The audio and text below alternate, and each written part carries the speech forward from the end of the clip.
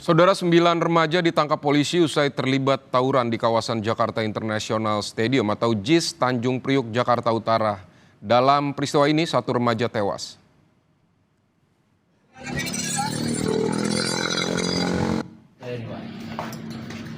Saudara, awalnya kedua kelompok remaja ini berjanjian di media sosial untuk melakukan tawuran di kawasan Jakarta International Stadium.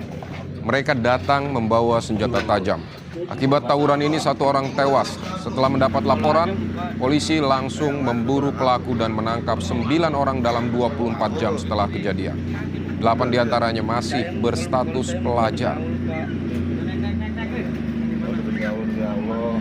Untuk awal kejadian, para pelaku berjanjian dengan para korban untuk mengadakan tawuran di sekitaran Tanjung Priuk atau di Stadion JIS.